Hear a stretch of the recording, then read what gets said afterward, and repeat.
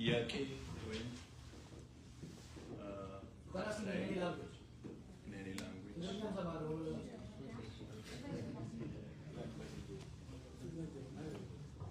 ጥያቄ ያላችሁ በአማርኛ በኦሮምኛ በእንግሊዝኛ በሌላ በምትችሉት አስተርጓሚ እንፈልጋለን ማንችለው ቋንቋ ከሆነ እዚች ጋር መጣችሁ እንጠይቁት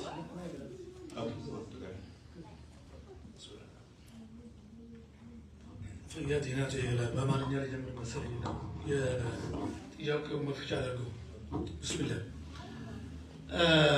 تولي فياتي جور محمد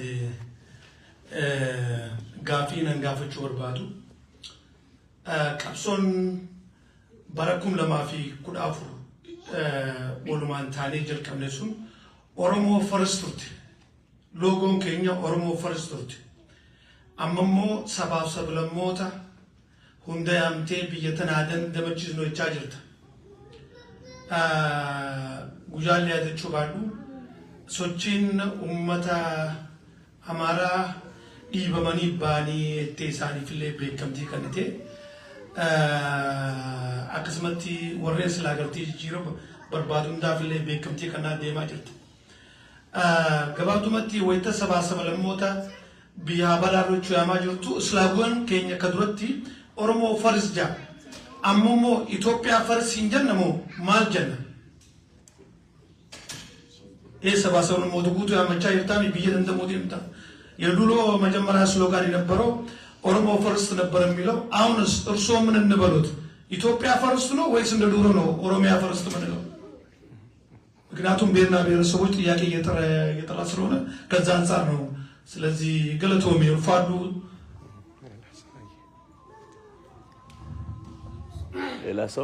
ሌላ ሰው ድሉ መጠቀም ወይም ደግሞ ወደ ስቴጅ መልሰዋል ተንካለች ወደዚህ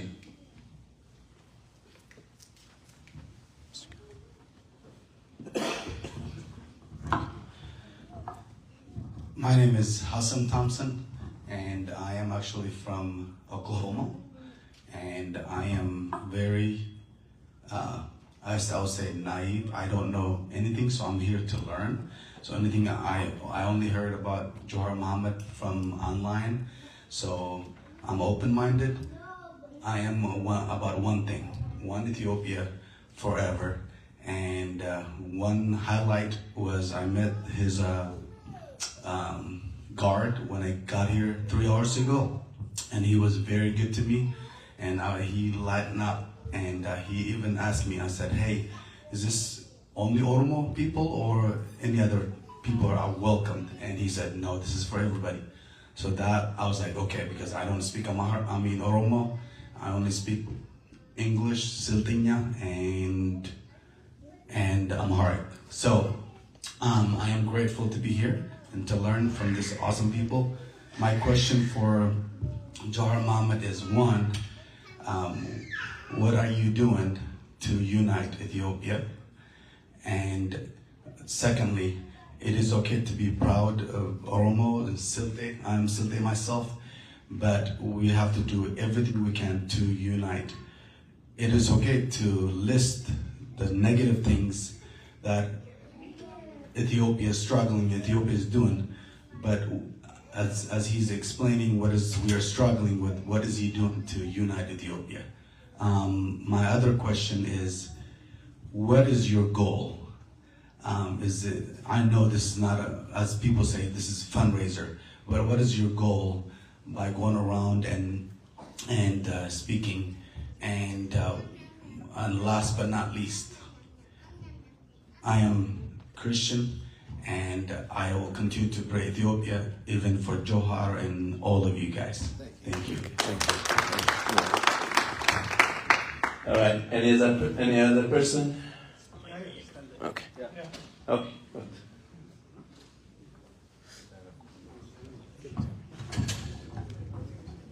خيرك الدقلة يمين بجهر محمد درس بجا ولنجا والنبشي سنجا كان سيجافين في جتا كوما تكيشان سن أرومون أنجا أراتي يشودا كبسو خر لما جيسو جرام خر تكامو جينر فولي فني جيسنا لما دام ولا الردي كبسوا جرا أما تي كبسوا أما تجل كبدي خنا كده سوشيال ميديا قبتي إنما تكتك خسي مور مني أجرب سوشيال ميديا قبتي جشودا so ولما قلت جشودا 100% دين الردي فل فتي كبسوا أمرهم يوم بكتك ولد ديما يومي ولا الردي بوجو دابتي هنگخم هنجي جيرانتي we can do nothing كانوا ما تجيب بعد الفادو قلتنا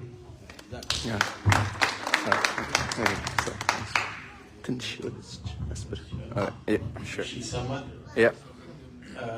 መጀመሪያ ስሜ ናትናኤል አስመላሽ ይባላል። የትግራይ ተወላጅ ነኝ። አይደን ነው ስንት የትግራይ ተወላጆች እዚህ እንዳላችሁ።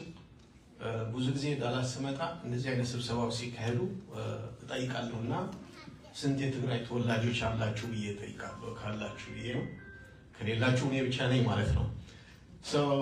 እኔም የለውጡ ደጋፊ ነበርኩኝ እንደ ትግራይ ተወላጅ። ህወሓት በትግራይ ህዝብ ስም ብዙ ግፍ ፈጽሟል። ስፔሻሊ በኦሮሚያ አሁን በምንሰማው የሀገሪቱን ኢኮኖሚ የኦሮሚያ መሬት በመሸጥ ሀብት በመዝረፍ የትግራይ ህዝብ በኢትዮጵያ ህዝብ እንዲጠላ አድርጓልና አሁን ያለው አብይ አህመድ ኦፍ ኮርስ የኦሮሚያን ህዝብ አይደግፍም። ነገር ግን ከኦሮሚያ ነው ብለው የሚደግፉ ሰዎች አሉና አንደኛ እነዚህ ሰዎች ያለ ምክር ነው። ሁለተኛ እንደ ትግራይ ተወላጅ ኢትዮጵያ ሁሌ ጦርነት ውስጥ ስትገባ ዋጋ የምንከፍለው እኛ ነን። ብዙ ጊዜ ጦርነቱ የሚካሄደው በትግራይ መሬት ነው። አሁን ያለፈው ጦርነት አይታችሁታል። አሁን ከኤርትራ ጋር ልንዋጋ ነው። ስለዚህ ጦርነቱ የሚካሄደው በትግራይ ድንበር ነው። መስዋዕትነት የሚከፍለው የትግራይ ተወላጅ ነው። የትግራይ እናቶች በአጠቃላይ ኢትዮጵያ ናትና ጃዋር እንዳለው ሁላችንም ይሄን ጦርነት ማስቆም አለብን። ሁላችንም 27 ዓመት ሙሉ ጨለማ ያለን ሰውዬ ኢትዮጵያን በ6 ዓመት ወደ ጨለማ ቀይረዋልና አንደኛ ሁላችንም ይሄን መከላከል አለብን። አንተስ ምንድነው የምታደርገው? ስፔሻሊ ይሄ ጦርነት እንዲቆምና አብይ አህመድ ወደንም ጠላንም በኢትዮጵያ ህዝብ ተጠልቷልና ይሄን መንግስትም ለመቀየር የተሻለ መንግስት ለማምጣት ምንድነው የሚጠበቅብን? ሁሉም በኢትዮጵያ በሚዲያም በምን የሚታገለው ውስጥ ምንድነው መስራት ያለብን ለማለት ነው። አመሰግናለሁ። Thank you. Anybody else? All right. Okay. Kottagaran.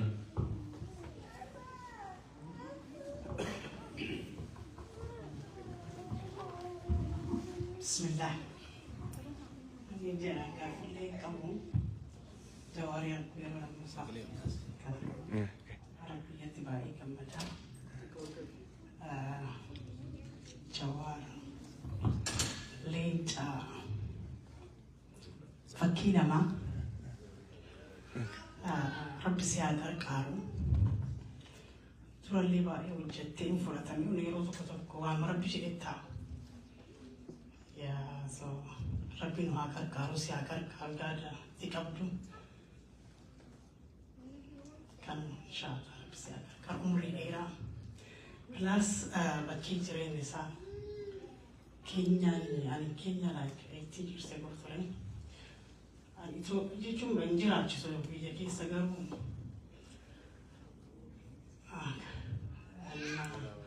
Kenya saving at the fakatwa odura ofi kuchara ya. Lubu na matoko lubu hayu na matoko aji o fulani umatonta kana mono tira kama sani fiali ani rachara jire na satuna ya tisa. Please inshallah Prime Minister Ethiopia intata. Kun shakin ka inshallah.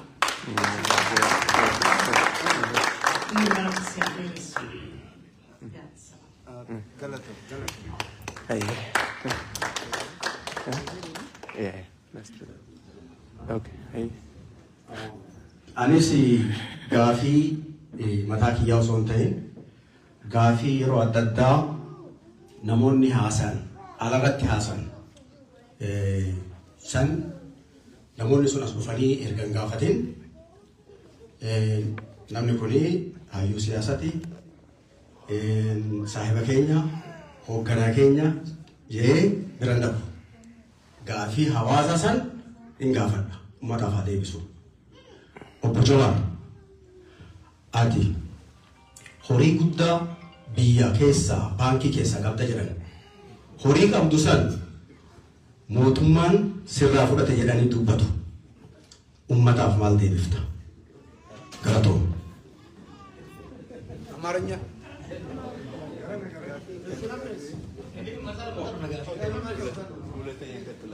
ትልቅ ገንዘብ አለህና መንግስት ስለያዘብህ ነው ተቃውሞ የጀመርከው ምን ትላለህ ነው መልሰው ነው ጋፊኒ ኦሮሞ ፈርስት ቱርቴ አማማሊ ጀቱ አምፒስ ፈርስት ነው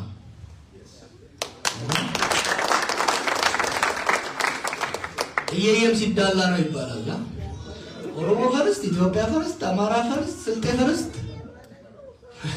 ወጣ መግባት ትችል ነው ማነው ስልጤ ወዳጅ ከአዲስ አበባ ተነስተ ስልጤ መድረስ ይላልቻል ስልጤ ፈርስት ብትል ምን ዋጋ አለው there's no point guys let's be serious okay እኛ ኦሮሞ ፈርስት ፌደራሊዝም እንገንጠል አንድ ዩኒቲ ምናምን ስንል there was a country ዲሞክራሲ የለም ግን ስርዓት ነበር you know ሐረርጌ ሄደህ ትመለሳለህ ጅማ ሄደህ ትመለሳለህ ወለጋ ሄደህ ትመለሳለህ ደሙን እንደይሳይቱ ጋበስ ቡአማ ቀበማ ኦሮሞ ፈርስታቴ ኢትዮጵያ ፈርስታቴ ዶራ ሲኖቹ ባቴ መነጋልቴ ገሩ እንደንደ ይዙ ነገያን ቱርሱ ቀበሙ አውንዳው وكم يقلتن بيجليجي إني خرر ركايها ناني شو ده منا this is deceptive نمني عذاب كيسي يروي سرتي نما كريت فوري بوتاني مالا كرافورن أما لما نرى غافن أجي عندو بدو وريكا وين مالا نانجي چاتوري أنغلي باتي لمتي أديرجي أنا راكا بني مالا وين ناغا نانجي چاتوري so these hypothetical things to me, the number one agenda in Ethiopia should be restoration of peace. ሰላም ካመጣን እየፈረረሰ ያለውን ሀገር መልሰን መገንባት እንችላለን። በነገራችን ላይ ስለ ኢትዮጵያ ብቻ አይደለም የኤርትራ አመራርም የኤርትራ ሊግም መጠንቀቅ አለበት። የኢትዮጵያ ቀውስ ሁሌም ወላፈኑ ከኤርትራ ተርፎ ያቀም የኤርትራም እንደዛው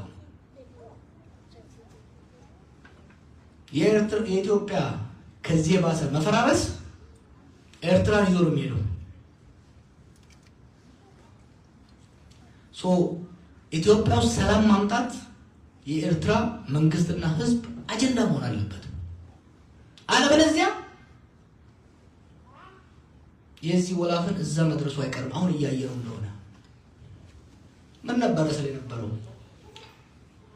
ኤርትራና ኢትዮጵያ ሰላም ሲጀምሩት 2018 ወደ በኋላ ይሉና የኔን ተልብና ጽሁፎቹን ይሉ ትግራይን ያላሳተፈ ሰላም በኢትዮጵያና በኤርትራ መካከል ዘላቂ ሊሆን አይችልም it's a matter of geography እንዴት ነው በመቀሌ ላይ ተራምዶ አዲስ አበባና ፊንፊኔና አስመራ ሰላም ይፈጥሩ የሚችሉት የሰላም ስምምነት ሳይሆን የጦርነት ስምምነት ሆነ we end up in war በዛ ጦርነት ሁለቱም ሀገሮች ናቸው የከሰሩት የትልቁ ገፈት ቀባሽ ትግራይ ቢሆን ጦርነቱ አማራ ውስጥ አፋር ውስጥ ሁሉም ቦታ ተዳረሰ ማለት ነው ሶ ኦሮሞ ፈርስት ትግራይ ፈርስት የሚለው አይ ኖ ፕሮብለም with it አሁን ግን ቅንጡና እነኛ የቅንጡ ጥያቄዎች ናቸው ፈርዲኒቲ የጁ ጋብሌን ሱራም ፈርዲኒቲ ዲማፋን ነው ፊ አማራ ወልቀብ ሲተደምቱ አማስ አጃዳ ዱራ ተራካ ነው ኑፊ አዮኒ አማራ ገራገሩማ ሲያሳ ቀምና ጉዳይ አደቀም አካታ ሴና ኢትዮጵያደም ሴኔስ ሰረት አካታ ቢቱ ገርፉ ዱራ ብሉ ከብዱረት ሀሪሩ አራረት ገራገሩማ ጉዳይ ቀምና ጉንጋቢን ገብ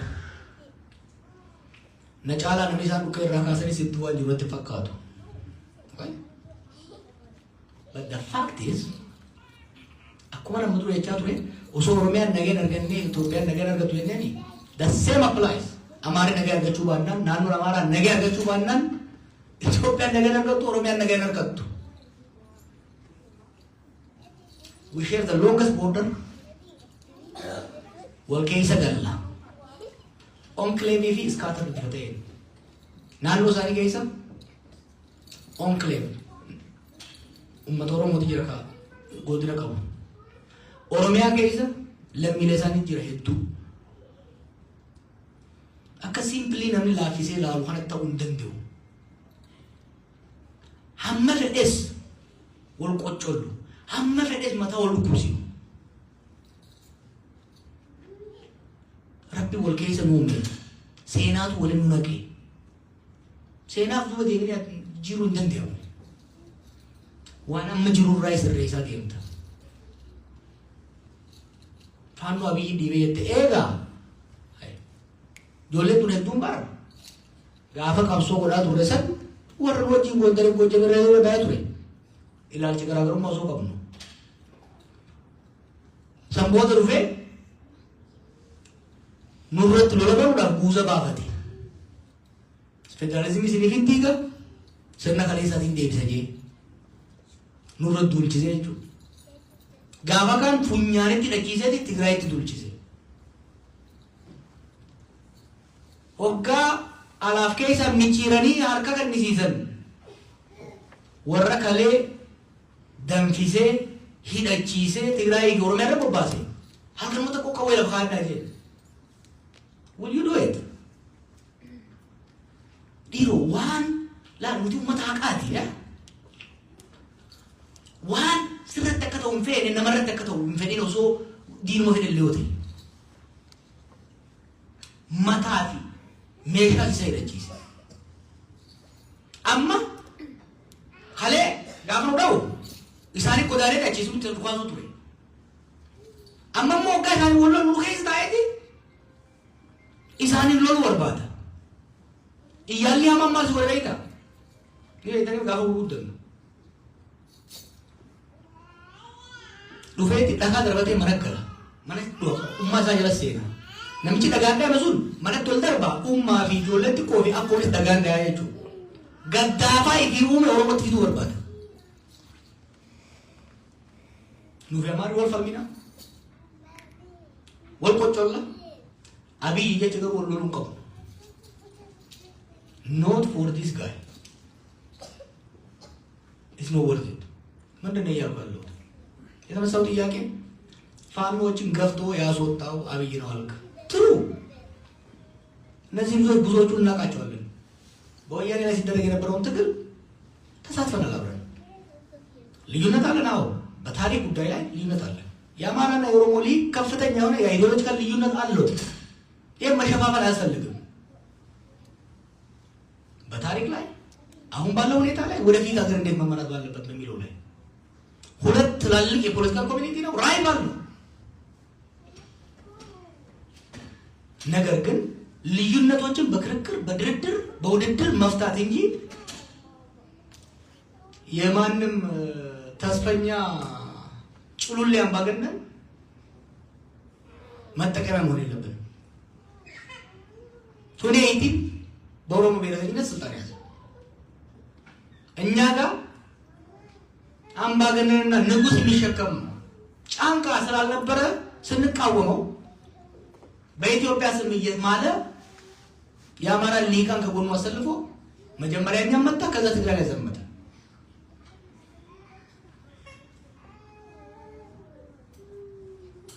ጦርነት ውስጥ ማግዷቸው ካስጨረሳቸው በኋላ በዚህም ጫና ሲደረግብና ፕሪቶሪያ ላይ ሲደራደር ለጦርነት ጋብዟቸው ለሰላም አልጋበዛቸውም። ምንድነው ያሉት ኦሮምኛ? በራስህ ላይ መሆን የማትፈልገው በሰው ላይ አትመኝ፣ ጠላትም ቢሆን። እኔ የአማራ ሊግ ቢሆን ኖሮ አብይ ያደረገውን ነገር አልቀበለውም። ለጦርነት ተጋብዬ ለሰላም የምቀርበት ምክንያት የለም። So they feel they were betrayed and they were betrayed. ትግራይ ለምታት ስንት ድራማ ነው የሰራው? ወለጋው ሰው አለቀ የተባለ ፓርላማውን ሲያስለቅስ የነበረበት ወይ ነው እኮ ዲቴሉን ብንናገር ነገሮች ያባብሳል ብለን የምንተው እንጂ። therefore የአማራም ሆነ የኦሮሞ ሊቅ ወጣት አንቂ ህዝብ ማወቅ ያለበት ልዩነቶቻችንን በክርክር በድርድር መፍታት እንችላለን አለብን። ፈጣሪ የፈጠረው ስለሆነ በታሪክ ሂደት we share the longest borders አንክሌቭ የሆነ አማራ ክልል ውስጥ ያለ የኦሮሞ ማህበረሰብ አለ። ተሰባጥሮ ኦሮሚያ ውስጥና ደቡብ ውስጥ ያለ የአማራ ዜጋ አለ። ምንም ነገር ብንጠላላ ልንለያይ አንችልም። ይሰፋት በቃ ተላርቀን ራሱ ልንለያይ አንችልም። therefore ያለን አማራጭ ልዩነቶቻችንን ኮምፕሮማይዝ አድርገን ኦሮሞን ብቻውን እንደፈለገ አማራውን ብቻውን እንደፈለገ ሳይሆን some give and take ተደርጎ ሀገር ማስቀጠል ነው። ይሄን ለማድረግ ደግሞ ቅድሚያው መሆን ያለበት ሰላም ነው። ኦሮሞ ፈርስት ነው፣ ኢትዮጵያ ፈርስት አለ። ሰላም ፈርስት ነው ያልኩት ምክንያቱም ሌሎቹ ጉዳዮች ደውልከው ያው ጦርነት ከሄደ ኢትዮጵያ አትኖርም፣ ኦሮሚያ አትኖርም፣ ትግራይ አትኖርም። I tell you this as somebody who understands history and political situations. ኢትዮጵያ በአሁኑ ወቅት ብሎሏ በሙሉ ይላል በገደል ላይ ወደታች ሄደች ያለች ሀገር ናት እያሉ የሚናገረው ለዚህ ነው። ሰላም ማምጣት ቅድሚያ ሊሰጠው ይገባል። My brother asked me, brother from Silte, is this for only for Oromos? No, it is not, and it cannot be, and it should not be. There is no problem in that region. One person, one group of people, one ethnicity, one religious group can solve. The level of fragmentation, the level of moral decay, the level of economic distribution that has come over the last 6 years, and of course before that, is so complicated. No group can resolve the problems alone. So, every group of people in that country need to cooperate, need to communicate, need to converse, and we need to be ready to compromise. The first step should be to stop the wars in Amara and Oromia, and to stop Abiy's march towards a new war with Eritrea. Not because we have love for Isaias or we have hate for Abiy. Because first of all, the war will be in Tigray. It will be more devastating than ever. I don't think Tigray can recover from that. I don't think Ethiopia and Eritrea can recover from another war. Therefore, we need to make sure he does not plunge us to another war. And this is not something Oromos can do by themselves. We will do our share. And we are doing our share. We are speaking loud. And we are doing everything we can to make sure it doesn't take us there. But we need everybody to participate. What's your goal for going around? Not to sell the books. You could buy it online. I could sign it online for you as well. Technology has lost it. I'm going around to raise awareness, to communicate, to converse, so that you already know the problem of the country. I just want to ring the bell so loud that you don't go back to your bed and sleep. Because the danger we are facing is the kind we have never faced before. Oh, we have been in war. The Ethiopian state has been a product of war, no question about it. But we have never been to the kind of war. Not only because the domestic forces are at each other's throat, but also external forces are deep in our politics, deep in our security forces on all sides. So we have to make sure we restore peace, we restore the state, then we will have a platform for repairing any damage Abiy and his predecessors have committed. Qabsoo irratti buleessi biyya kaase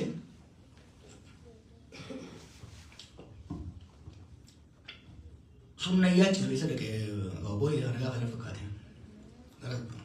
teessi nagaa bate hedduu isin jinqe walii wacuun gaarii kan waas geenye bar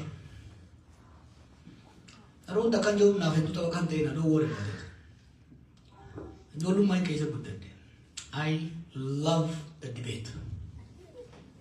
I love when people oppose me, when people criticize me.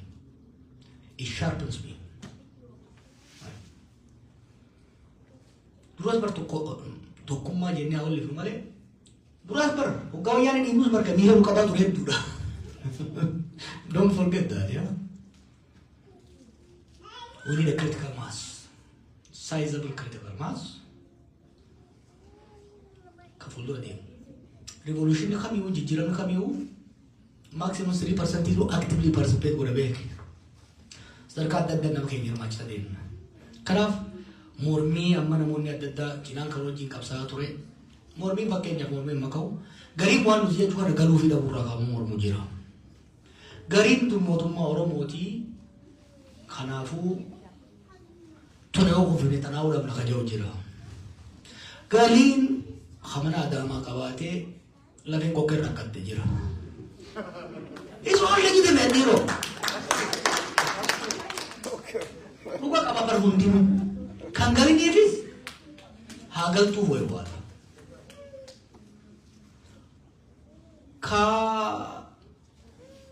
motumman tu yo ufte garam thana jauh si, dukuma kaba. Kamana ada mak kabus koro angke isa buat kita jari rabbi jadi lalina, you know. So it's fine. It's okay. We know how to navigate this. Jing kami na. When tolerating more and more. Asbayani likimali asbayani. Nama sirni su Russian ura kofiru. Fi safata waru. Sun harami. That should not be tolerated. Morbun, falmachun, malwachun, no problem. Kaite garu one clearly serintai. One yakka tay.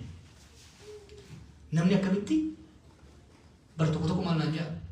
Hai, pergurban rasyana su syari dan aja. Syari mi syaitan awote. Nama kan kabdi. Gabufte oso mana mutin daki nak kebajil. How can you justify that? And America say you want to justify that? That's bullshit. You know, I cannot tolerate that kind of stuff.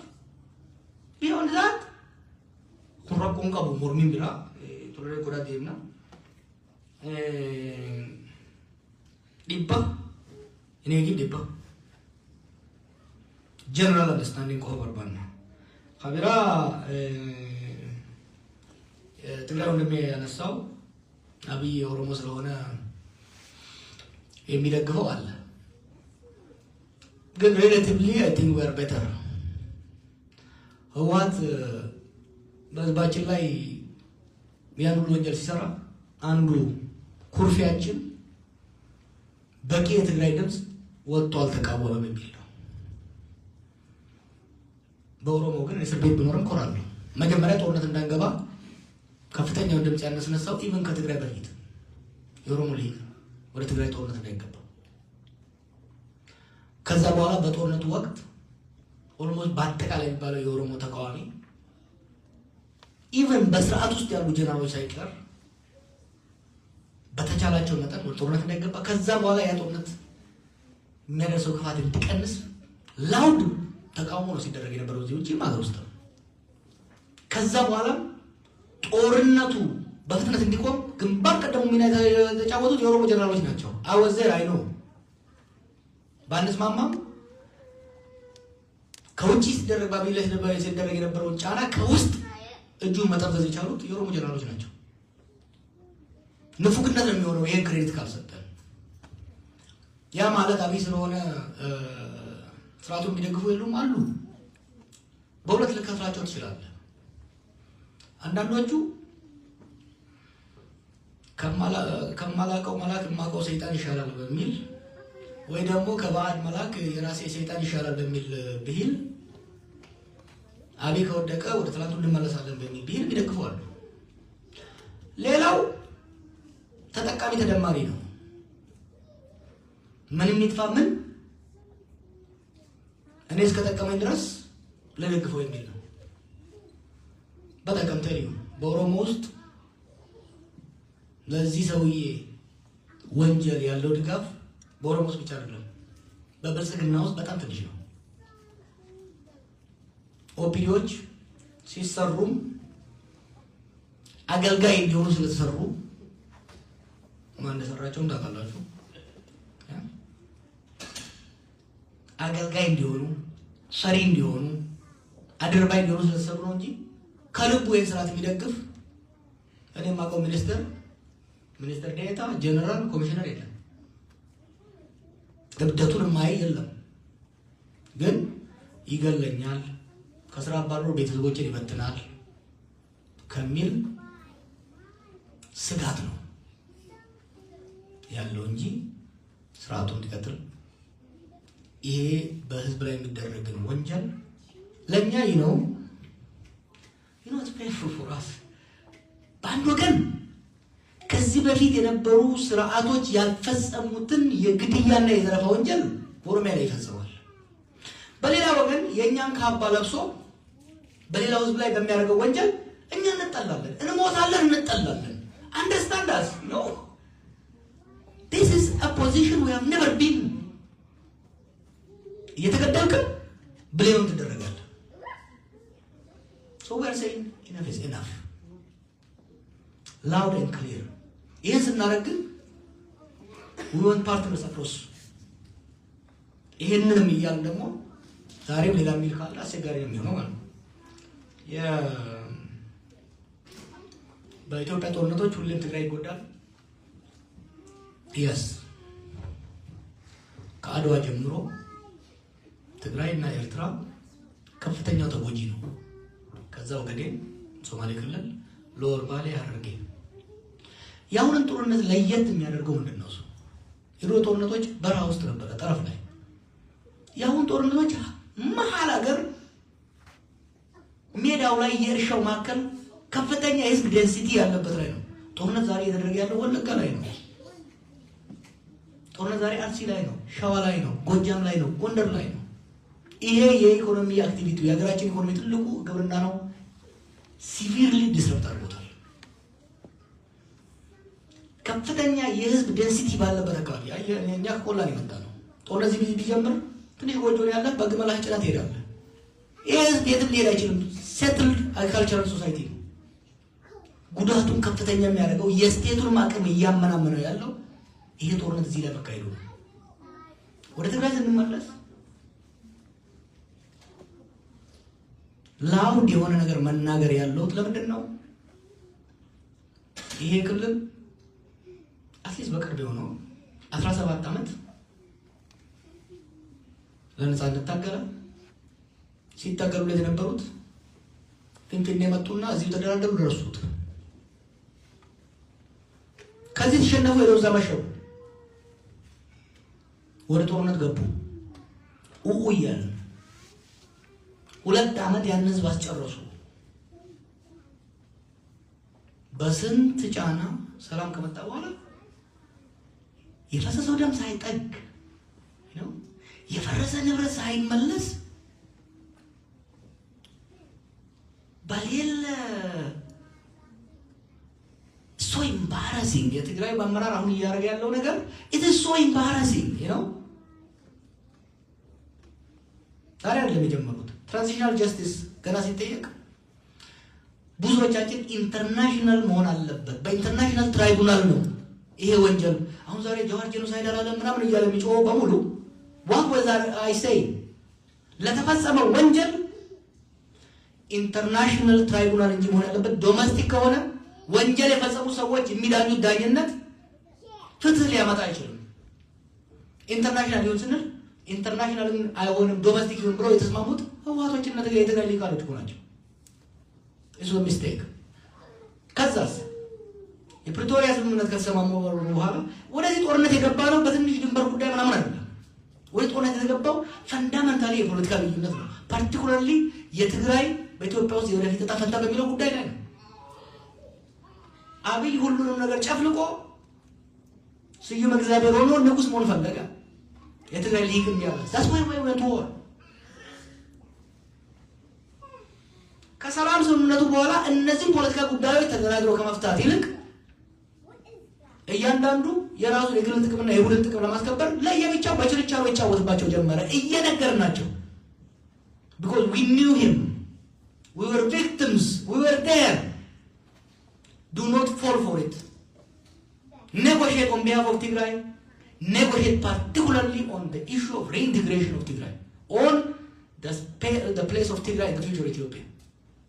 እያል መጨረሻ ላይ በችርቻሮ ያባላቸው ጀመረ because they raised him and he knows them so well. አሁን ለሁለት ከፍሏቸው አንዱን ወደ ራሱ ይዞ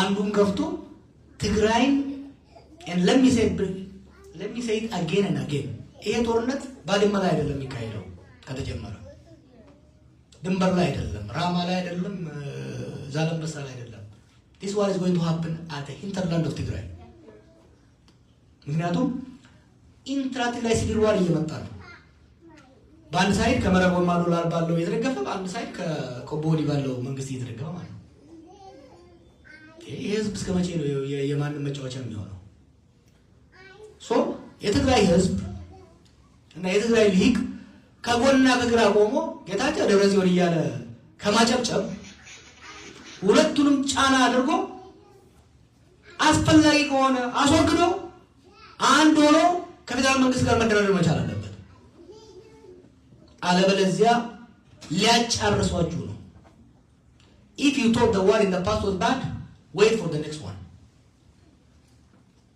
የኔ መልእክት I hope you understand I hope you communicate this to people ምክንያቱም ከዚህ በፊት ያየነው ነገር ሙቀት ነበር 2018 ሙቀት ነበር ስንናገር ከጥላቻው ከምኑ የተነሳ ዛሬ አትሊስት ሰከን ያለ ይመስለኛል የጋፊን ብራው አይ መለካ ወልቀበቲ ለጋይት ይጅራል መለካ ቢሊዮን ወሊንገል ለማለይዛኒ ቢሊዮን ቶኮ ቢሊዮን ዲደብራ ከወነኛ ዮራ ከበተን ፉላቲ ሚሴሰም ከይሰኒ ራብሳጂ መለኒ ጀዋር መሐመድ ካ ሞቱማን ኢትዮጵያ ሞቱማን አቢ ቀባቴ ይላል ፉሌ ደመቃ ነጋሳቲ ያብታሙ ለሙቲ ባከን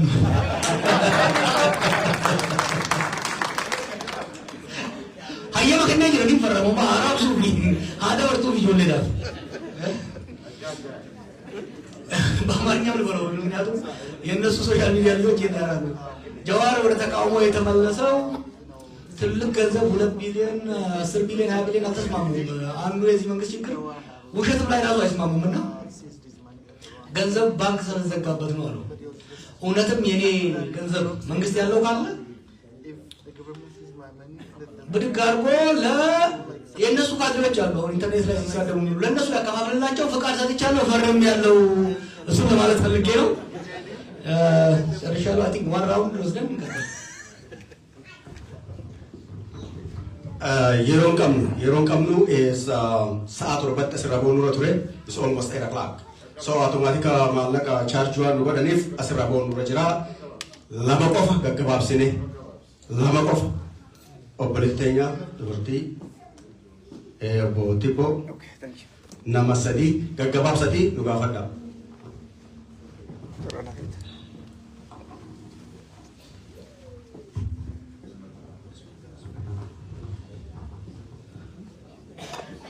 Galatum carraan kennuudhaaf gaafii baay'ee gabaabaadha. Akkuma 2018 dha malli jijjiiramni tokko keessatti yoo dhufe Oromoon amma garaagarummaa yeroo saniin qabnu maali? Jijjiiramni akkuma carraa ta'e jarri kun ekonomiin biyya kollaabsii ta'aa jira. Haalli biyyaa yeroo san caala baay'ee sodaachisaadha. Jarri kun karaa yoo bal'aqisan hireen Oromoon qabu maali? Akkasumas immoo hariiroon isin warroota jijjiirama kana keessa wareegama baay'ee kafalaniitiin jijjiirama kana fidan baay'ee waliin hariiroon ati qabdu maal fakkaata?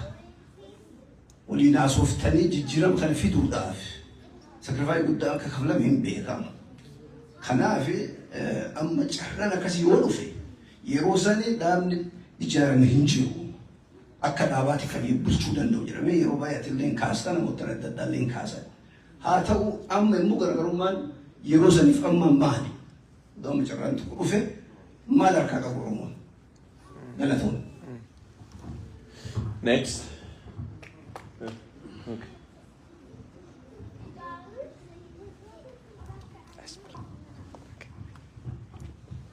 duraan dursee assalaamu alaikum wa rahmatullah.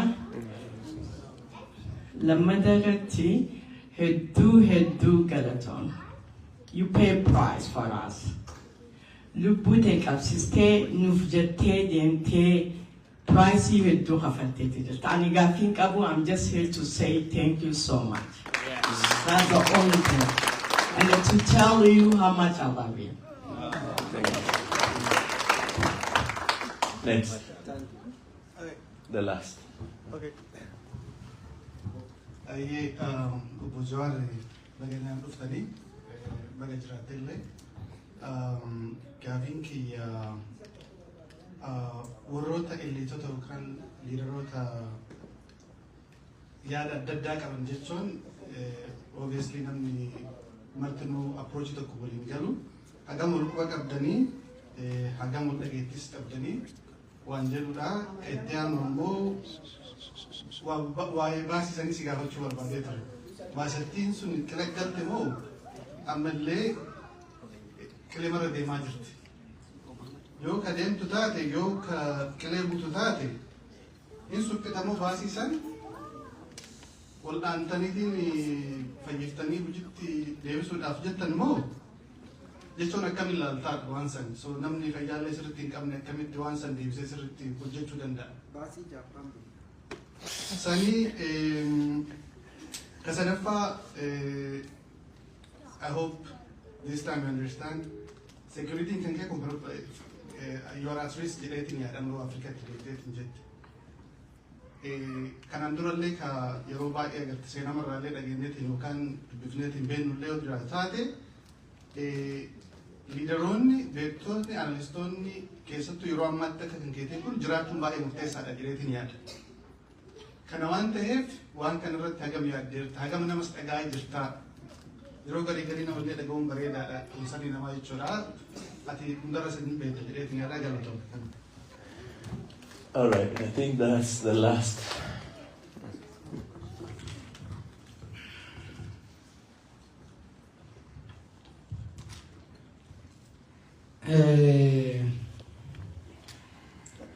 Jijjiiramni namni yoo dhufe eenyuun Oromoo maali? Akkaataa jijjiiramni dhufutu murteessaadha. Hanga feetan jaaladhaa kutuu isaa loolamu. It's going. Iddoo dhiiftuu fi dhuuf kuchiisa. Yoo goone booda.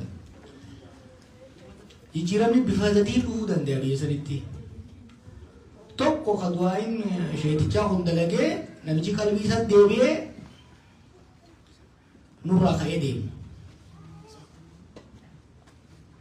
San Allah alam. I don't believe. Karatti sin deemu, ka'eeti sin deemu.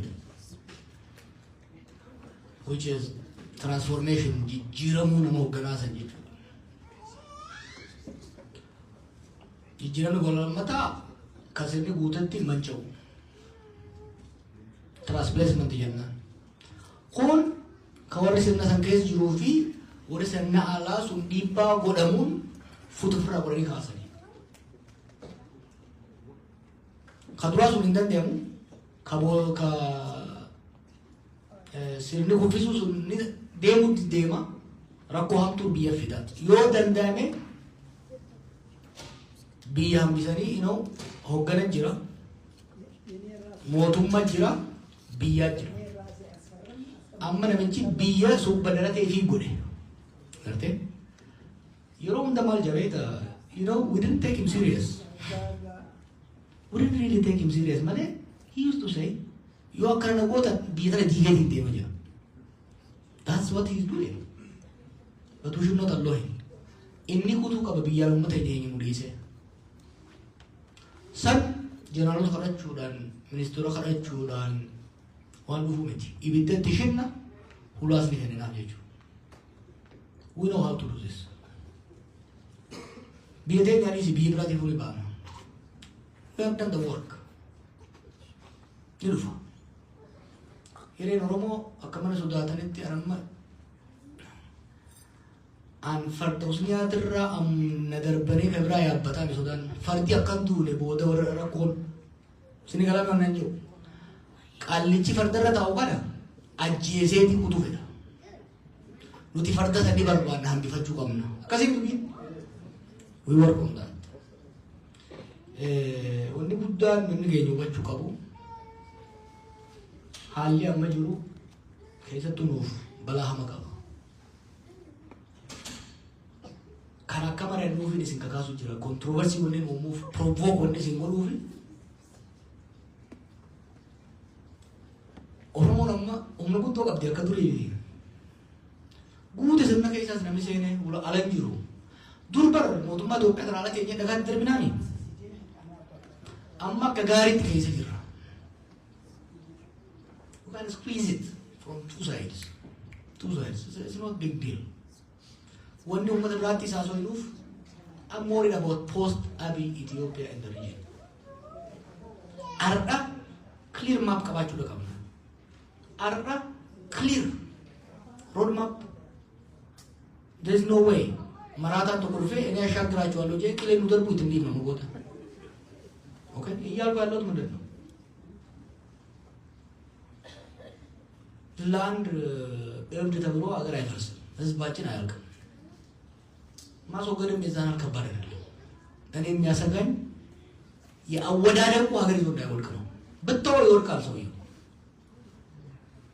እሷ አምና ያመጣችው ፈረስ አለ በኤግዛምፕል እየተታለሁት ጥያቄው ማፍረስ ላይ ይውጣ ይውረድ ሳይሆን አሁን ፈረሱ ላይ ያለው ሰውዬ ፈረሱን ገሎት ከነ ፈረሱ ገደል እንዳይገባ መፍራቸው so we have to make sure ከፈለገ እሱ ገደል ይግባ ከተመቸው በራሱ ይውረድ አለበለዚያ ፈረሱን ይዞ ገደል ገባ የመኪናው ሾፌር ሆነ እኛን ይዞ እንዳይሄድ መጠንቀቅ ነው ያ አንዱ ፌዝ ነው ፌዝ 2 ከዛ በኋላ የሚመጣው የፖለቲካ ሴናሪዮ ጦርነትን የሚያባብስ እንዳይሆን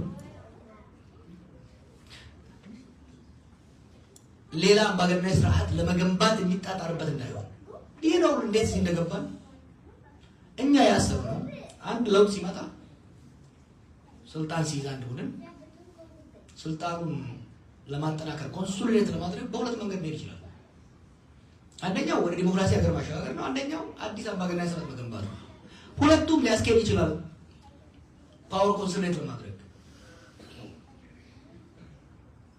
ግን አምባገነናዊ ስርዓት ለመገንባት አዲስ አምባገነናዊ ስርዓት ለመገንባት አስፈላጊ የሆኑ ግብአቶች አሉ ፒለርስ ኦፍ ፓወር ናቸው ጠንካራ ኢኮኖሚ ጠንካራ እና የምትቆጣጠረው ሴኩሪቲ አምባገነናዊ ስርዓትን ለመደገፍ የሚችል የማህበራዊ እና ስነ-ልቦናዊ ያለው ማህበረሰብ ሊኖር ይገባል ዳቶ ዳው ሊሜል ነው አብይ ምንድን ነው ነው በለውጡ ጊዜ ሴኩሪቲው አንደኛ ህዋቶችን ገፋቸው ሴኩሪቲውን አዳከመ ኢኮኖሚው መለስ ከሄደው በኋላ በዝርፊያው በሙሉ ተዳክሟል ማህበረሰቡ ብሔርተኝነት በየቦታው ስለፈላ ኮምፒቲንግ የሆነ ማህበረሰብ እንጂ አንድ ስርዓት የሚደግፍ ማህበረሰብ አልነበረም አቅሟ የዛለችን የኢትዮጵያን ስቴት ሁሉም ደቁሳለሁ ብሎ ሲሄድ የለም መስሎ when he took a punch there is no muscle there የስቴቱ ፓወር በጣም ተዝረፍልፎ ተዳከመ ማለት ነው ሶ የሚቀጥለው አንደኛ እንደዛ አይነት ስህተት እንዳይመጣ ከእንግዲህ ኢትዮጵያ ወደ ሶስት መንገድ ነው ያላት አማራጭ አንዱ ቀጥታ አብይ ባለበት መንገድ እንከተለናል ወደ አናርኪ ነው መንገባው ምክንያቱም አምባገነናዊ ስርዓትን ከአምባገነናዊ ስርዓት ወደ ዲሞክራሲ እንዲሻገር ስንለው እሱ አምባገነናዊ ስርዓት ገነባለሁ ብሎ ሲሞክር ስቴቱ አቅም ስላልነበረው አኖክራሲ ውስጥ ገባን አኖክራሲ ማለት ስርዓት አልበኝነት ያለበት መንግስትም አቅም አጥቷል ግን የመግደል ፍላጎት አለው ይገላል የማሸነፍ አቅም የለውም ተቃዋሚው ይታጠቃል ይታገላል ስቴቱን ለመቆጣጠር የሚያስችለው ፖለቲካዊና ድርጅታዊ አቅም አይኖርም so what you have is a disorganized violence lawlessness ነው አሁን አብይ ባለበት መንገድ ከሄን አንዱ መንገድ ወደ አናርኪ ቶታል ኮላፕስ ስቴት ይወስደናል ሁለተኛው መንገድ አብይ ወረደም ቀጠለም አንደኛ አብይ አሁን አምባገነን ስርዓት መገነባለው ካለ አይችሉም ኢምፖሲብል ነው ከዚህ በኋላ because the state is weak let's say አብይ በሌላ ጀነራል ተከተለው ከአብይ ትንሽ ጤናማ ያለው ሰው ስልጣን ላይ መጥቶ አምባገነን ስርዓት መገነባለው ብሎ ከሞከረም አይቻልም because the muscle is not there our option is to go to democracy መጀመሪያ ጦርነት ማስቆም አለብን ከዛ ስቴቱን ሪፔር ማድረግ መቻል አለብን ባሱን ሪፔር አድርገን ነዳይ ሞልተንለት ከዛ በኋላ we might have a chance to go to democracy that's why የኢትዮጵያ ሊግ የኢትዮጵያ አንቂ መወያየት ያለበት አንደኛ ይሄ ስርዓት ሲወርቅ ይዞን እንዳይወርቅ ስሙዛውት የምናደርግበት ሁለተኛው ከስርዓቱ በኋላ ሌላ ሚስቴክ አድርገን ከዚህ ሰውዬ የተረፈችውን ሀገር የመጨረሻ በትንትሮ እንዳናወጣት በጥንቃቄ መስራት የሚጠይቅ ነው ማለት ነው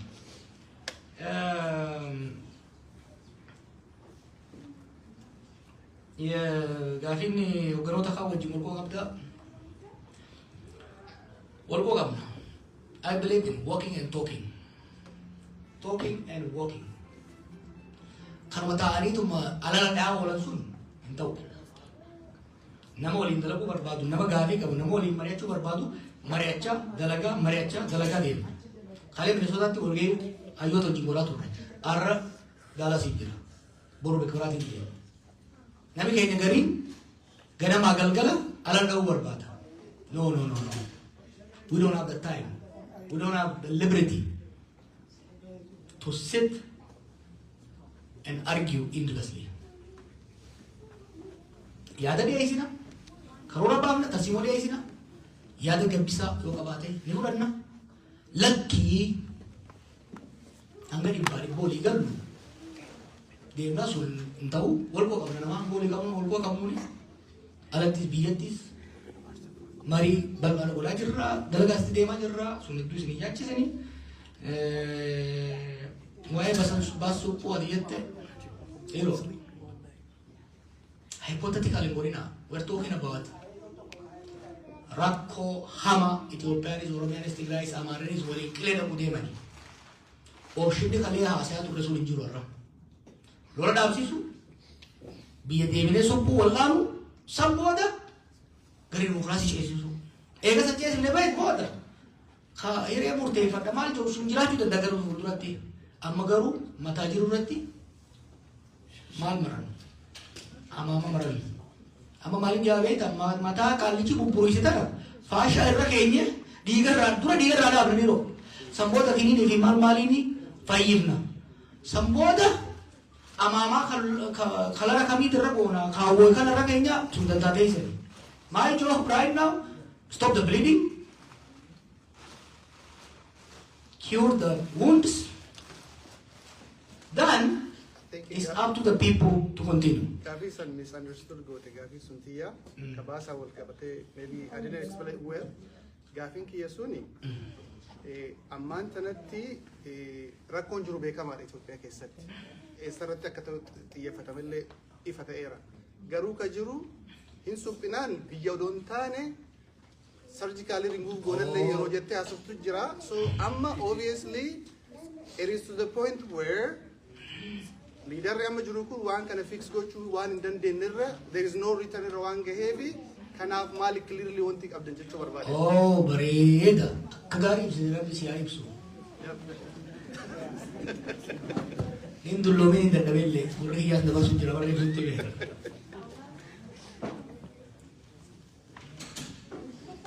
halama jirun of eegganno guddaa gaafata sirna hoggaa jennu hoggana jira mootummaa jira biyya jira mootummaan garuu paartii qofa miti military jira security jira diinagdee jira jaarmaa adda addaa jira total revolution of the taate qaalichi qofa sonte sirna sanis diigutti dhufta kun bifa hedduu miidhaa qaba hojiin keenya is about preserving the gains we have made so far than advancing more interest anaaf akkitti deemnu akka tursanis hin taatu surgically immoo akkas qofaa miti kaansarii akka tokko qaama keessa yoo bal'ate bika tokko qofaa miti jechuudha Some will give it chemotherapy, some will remove it, right? Yeah, obviously. Yep. So I can't go into details. So those are. Yeah, I don't want you to go to details. Only can lay to us no but the idea. Umarret to ay security hiya wal kabate. Kara na cheese ay wo buddha kaisa hanna na cheese. Rabbi karadu. Garumo makina case tayo yo makina case game accident din na dufa. Jemo mana case ti harka baradem tao. Ultimately I'm over mal to na again. You know. Nas buka wa kada niyo. I've achieved everything I want in my life. And I have 3 wonderful young boys. I have a legacy, I have children. And all I have to do is protect my legacy and raise my children, right? But it's still not enough. Kapso ang mukul legacy protect ko na. Protect ko na legacy, protect ko na.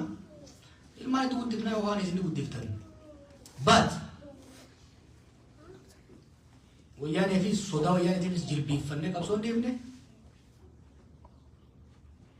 مراتا بيا في مدرجين كلا تربودي مخنا في سانغا هدي تانغا هدي جما باسا يو بربادي دروني نير كماله صدان نه يبجوراني كورو ده بيوان ده تقول is losing bar دور مقاعد جو بيادين كخاتي ديما تره هيزا ملكته nationalism में औरों कैसे तो खाते थी और बिना तो और बातें उम्मत तो कैसे वो गले में ओपिनियन ती गले करता नहीं ओपिनियन मंगुदो था अमत अमेरिका फिर रारे रुके रारे डे दी से गले डे करता is retreating he doesn't be nowhere he can retreat माली भी कोंडालो ने ओपिनियन पुलिस कुमार माकुर सत्य अमत दीदा भी तो उम्मत के इन्वान साम बोला उसो बेइनु अर्रान करना बेफ to redeem themselves no namni umta uso jenu nu buddhi se yani shaytanatti hire oro moti giro do pera kanda dura isan dige bar oro mo video pe digu dura opi dura dige mangudo da mahale ka kabe de mana gara gali lalem pe bojam to da ja nabiratti he humiliates the bird. It's an incredible stuff, you know. Balagumma and kanin Wameka isang urangaya to resara kapsa to at least umri sani tibning kabaja. He never had respect for them. Araw gaka magamana muddamu isang berat okachu berbata. No, one, they should not be used. And even if they decide to rally around him, they will go down with him. Amma boda akka khaletitti gurba halat irkaneti diya choran lejanna. No way. They will pay for what they did last 27 years. They better be part of the solution. And I know, but do I need to tabakasi kaisa kasinan. Malivi mutan no kawan. Ni beekan. Wan gurbaan kumar modisi. Hayot biya khabradisi. Jarme se kutti sana le dagge fotuwar. He never listened to them. Amma muddamnani bikun dawri ka kabe photo jinka. Ethiopia photo political and so saving godam. He thinks he can deceive the whole country bar. Lola tigray ko paadi. Lola sorry ki sayas kabate demutu. I knew what he was doing. He was preparing for war. But ummatan nagaya je shabodu barbaad. Namni photo hindi ko khana arge kufe ma. Kanaf kara ma demu kanan. Arsa barbaisa khalle makamnati bar. So ajjecha bar tu baranne jirra ma dibba wi ajjifa ma jirra hida ma jirra rakko namya ko mata kenya be hunjuru. We will survive. We will outnumber, you know. Afrankallo malje warani mulu marti guto amata kudan raw pasha to lolu rinan mareti warni jibt ga khurf from 75 to 85 1875 to 1885 ama kudan boda waran raw pasha motani area ababo jarra bagdafa amal law boda ga warani le dufu abo jen fardinu radu me targejin radu me te ko som bayirati lola hanan den de nani አወጀን ሸሪያ በረዳቶቹ አፍፉኔን ለኩለኩ ራወራ ሰይንጄ ኦሮሞ ወሎራን ዱሙ አብይ ኑፊቱ እንደው አከያ ጀሱ ደዳ ከሶጀ እንዲያ ኑፊቱ እንደው ወሪያ ሙድራ ኑፊቲን ሁሉ ኑፊቱ እንደው we will outlive them. We outlived every regime. We will outlive this one as well. Individual might not. Baro could not outlive Derek. Or Nani could not outlive TPLF. I might not outlive this guy. But the nation must outlive every bastard that comes and tries to crush us. Golini, narrative. That's not the issue. The issue is the struggle must continue. The national struggle, the nation building project must continue forward. Hanaf, we will outlive him and we will beat him and we will repair our country. We will end this war. One way or another, with or without him, we must end the war. We must repair the wound he created. We must repair our name. He embarrassed us, brother. He embarrassed us. He does not represent anything close to the best of Oromos. He represented the worst. He brought out the worst in Ethiopian people. You know, the worst, the darkest side of Ethiopian people was brought out by this guy. It is time to face this demon. In the war, repair the country, and hopefully move towards a democratic system where individual rights, group rights, national rights, religious rights are respected, where we might we move away from talking about war and repression, then we can talk about development policies, economic policies. I might not see that, but I want to make sure Kapso, Kero, and Oromo, and other children of that country will have a better future. You understand the legend? Sumulachun and Deo, Oradala, Sedunis Jalada, Negala, Batama, Masakram. ጥያቄያችሁን ሐሳባችሁን በስልክም በሁሉም በኩል አቅርቡልኝ። እኔ ባለውበት መድረክ ሁሉም የሀገራችን ዜጋ ሁሉም የአካባቢያችን ህዝብ የሀገራችን ሰይጣንም እንዲመጣ ጋብዛለሁ። የማይጠየቅ ጥያቄ ሊኖር አይችልም። ሁሉም መልስ ሰጣለሁ ማለት አይደለም። መልስ ላልሰጥ እችላለሁ፣ ግን መድረክ ሰጣችኋለሁ። ሐሳባችሁን የምታሸራሽሩበት፣ የማትፈልጉትን የምትነቅፉበት፣ የምትፈልጉትን የምትደግፉበት፣ ያልገባችሁን የምትጠይቁበት መድረክ በየቦታው ፈጥራለሁ። ስለመጣችሁ አመሰግናለሁ። ደህና ደሩልኝ። ነገና ጉላ